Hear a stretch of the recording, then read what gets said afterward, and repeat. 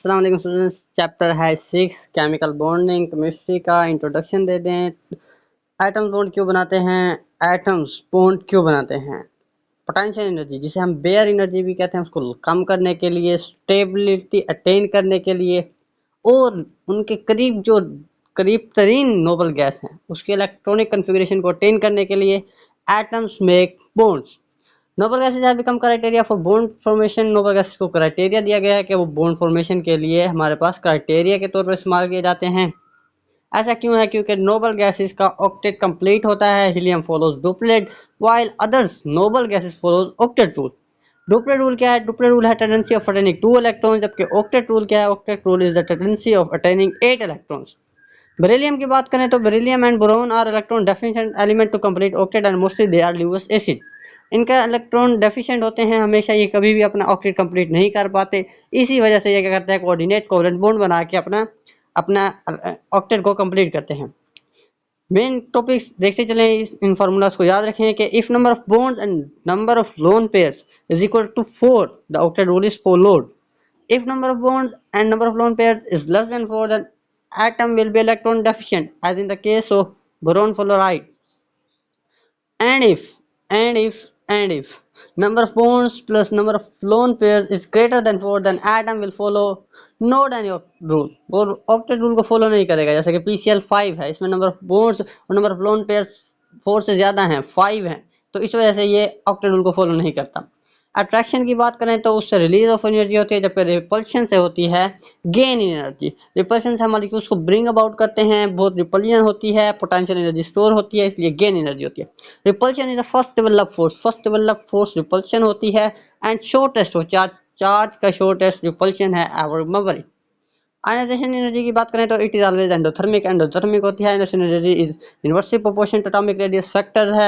Ionization energy is inversely proportional to shielding effect के भी inversely है, यानी कि एटॉमिक रेडियस है शील्डिंग इफेक्ट को बढ़ाया जाएगा, जो कि ग्रुप में बढ़ते हैं तो आयनाइजेशन एनर्जी कम होगी। It means that ionization energy decrease down the group. Ionization energy nature of orbital के डायरेक्टली प्रोपोर्शनल है। अगर शेल सेम है इट मींस दैट कि अगर n की वैल्यू सेम है तो s की ज़्यादा होगी, p की उससे ज़्यादा, p की उससे कम, d की उससे कम, और f की सबसे कम होगी। f shell same S P D F इसी रिलेशन से होगी, नेचर ऑफ ऑर्बिटल पे डिपेंड करती है। अगर शेल सेम होगा, इस बात को दिमाग में बिठा लीजिए। आयनाइजेशन एनर्जी हमारे पास डायरेक्टली प्रोपोर्शनल होती है इफेक्टिव न्यूक्लियर चार्ज के। इफेक्टिव न्यूक्लियर चार्ज क्या होता है? Effective nuclear charge is the force of attraction of nucleus to valence electrons. Nucleus की वैलेंस इलेक्ट्रॉन्स पर जो फोर्स ऑफ अट्रैक्शन होती है उसे हम इफेक्टिव न्यूक्लियर चार्ज कहते हैं। Nature of orbital is not applicable to group numbers पे एप्लीकेबल नहीं करती, यानी कि ग्रुप वेरी करें तो हमारे पास नहीं करेगी, लेकिन अगर शेल सेम होगा तो फिर वैलिड होगी।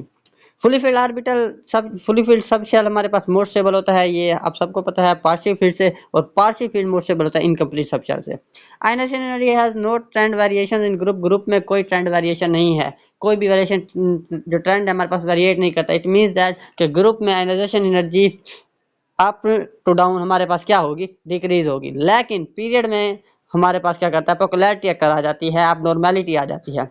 आयनाइजेशन एनर्जी बेरिलियम की ज़्यादा होती है बोरोन से। ये क्यों होती है? क्योंकि बेरिलियम फुल फील्ड है, इसलिए वो ज़्यादा स्टेबल है, उसकी आयनाइजेशन एनर्जी ज़्यादा होगी, फिर बोरोन की उससे कम होगी, फिर जाके आगे फॉलो करेगी। उसके बाद अगर नाइट्रोजन की बात की जाए तो उसकी ऑक्सीजन से ज़्यादा होती है, क्योंकि वो हाफ फील्ड होता है, ज़्यादा स्टेबल होता है, इसी वजह से ionization energy of nitrogen is greater than oxygen.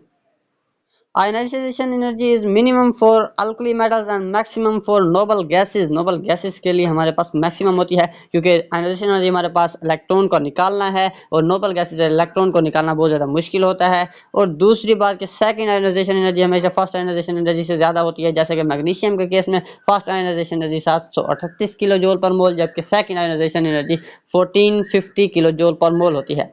Electron affinity की बात करें तो ये एक्सोथर्मिक होता है अगर फर्स्ट हो, लेकिन फिर एंडोथर्मिक हो जाता है।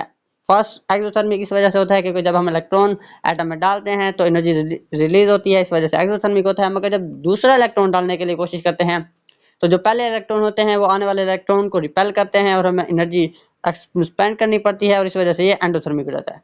इसके फैक्टर्स आयनाइजेशन एनर्जी वाले होते हैं। Ionization electron affinity has abnormalities along the period and group both, दोनों में होती है, जबकि आयनाइजेशन एनर्जी में सिर्फ और सिर्फ पीरियड्स में होती है। Electron affinity is minimum for alkaline earth metals, alkaline earth metals के लिए इलेक्ट्रॉन एफिनिटी मिनिमम होती है और मैक्सिमम होती है हैलोजेंस के लिए। इलेक्ट्रॉन एफिनिटी में जो हमारे पास अबनॉर्मलिटीज़ हैं, लिथियम की ज़्यादा होती है बेरिलियम से। क्यों होती है? क्योंकि उसमें addition of electron make it more stable. जब इलेक्ट्रॉन उसमें आता है तो लिथियम स्टेबल हो जाता है, जबकि बेरिलियम हमारे पास उसमें इलेक्ट्रॉन आता है तो वो स्टेबिलिटी लूज कर जाता है। इसी तरह कार्बन की नाइट्रोजन से ज़्यादा होती है, फिर से स्टेबिलिटी रीजन आ जाती है कि जब इलेक्ट्रॉन ऐड करते हैं तो स्टेबल हो जाता है। नोबल गैसेज है positive values of electron affinity. Positive क्यों होती है? कि नोबल गैसेज इलेक्ट्रॉन के लिए हमारे पास उनके दिल में चाहत नहीं होती, वो हमारे पास क्या होता है लीस्ट रिएक्टिव गैसेज हैं, इस वजह से उनकी पॉजिटिव वैल्यूज होती है। Peculiarity occurs in 5A 8A and 2A। Groups की बात करें तो फ्लोरीन की जो हमारे पास इलेक्ट्रॉन एफिनिटी है क्लोरीन से कम है, क्लोरीन की ज़्यादा है ब्रोमीन से और उसकी ज़्यादा है आयोडीन से। इट मीन्स दैट कि क्लोरीन की मैक्सिमम इलेक्ट्रॉन एफिनिटी होती है in the periodic table.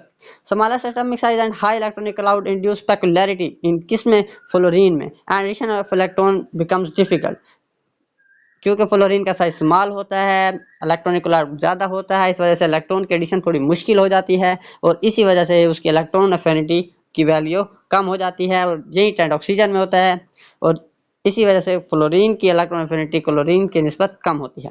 Electronegativity की बात करें तो it is a bonded atoms to attract share pair of electron. Share pair को अट्रैक्ट करने की जो एबिलिटी है उस इलेक्ट्रोनेगेटिविटी कहते हैं। Fluorine is the most electronegative element in the periodic table having value 4। Most electronegative atom है, value 4 है, लेकिन इसे कहते हैं कि हमने वैल्यू को हमने खुद एज स्टैंडर्ड लिया हुआ है। पॉलिंग स्केल पर इसकी वैल्यू 4 है।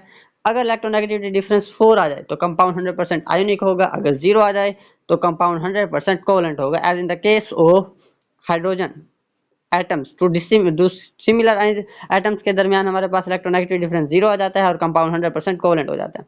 अगर इलेक्ट्रोनेगेटिव डिफरेंस 1.8 से ज़्यादा होगा, 4 से कम होगा, इट मीन्स 3.9 और 1.8 के दरमियान होगा तो कंपाउंड मेनली आयोनिक होगा। अगर इलेक्ट्रोनेगेटिव डिफरेंस 1.7 हो तो 50% कोवलेंट एंड 50% आयोनिक। और अगर इलेक्ट्रोनेगेटिविटी डिफरेंस 0.5 से 1.6 हो तो compound polar covalent bond compound होता है, बॉन्ड पोलर कोवलेंट बॉन्ड होता है। अगर electronegative difference between two atoms is between 0.1 to 0.4 then compound is non-polar covalent bond, non-polar covalent compound and the bond is non-polar covalent bond।